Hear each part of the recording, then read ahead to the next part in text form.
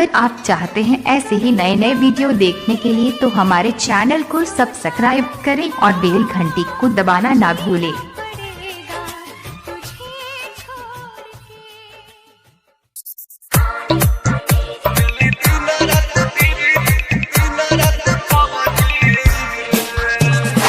DJ Alauddin बाबू मठिया Pallavi recording studio मठिया मोड़ कंचन इब्राहिमपुर।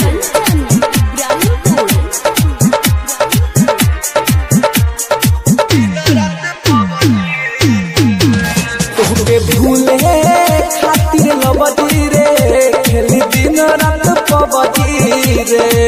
तोहके भूले खातिर लबदी रे खेली दिन रात पबदी रे।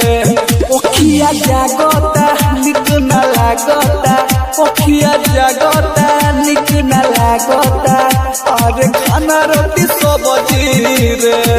तोहके भूले खातिर लबदी रे खेली दिन रात पबदी रे।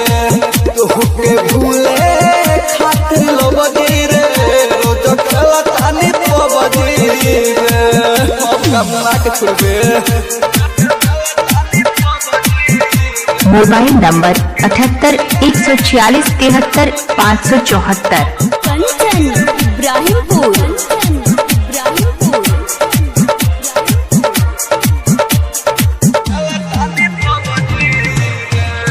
दिन भरवा घरवा छोड़ी रही बहरा रे।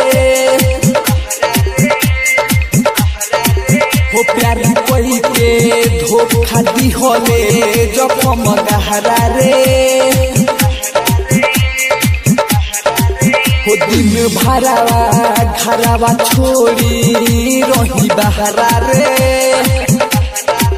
हो प्यार कोई के धोखा दी होले जखम गहरा रे। सुन तोरा चक्कर में पिटता रे बाबूजी रे। तोहके भूले खातिर लबदी रे खेल दिन रात पबदी रे।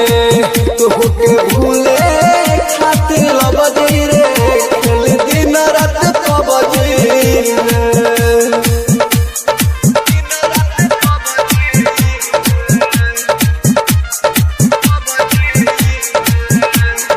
कंचन इब्राहिमपुर। पल्लवी रिकॉर्डिंग स्टूडियो मठिया मोड़। मेघवल मठिया खुश सुननी बारे परमोद के संगवा रे। होवा के देखू रोह जपीले विश्वकिया रमावा रे। होते तो खुश सुननी बारे परमोद के संगवा रे। होवा के देखू रोह जपीले विश्वकिया रमावा रे। कहे अमर जितना ही माफ करी है रबजी रे।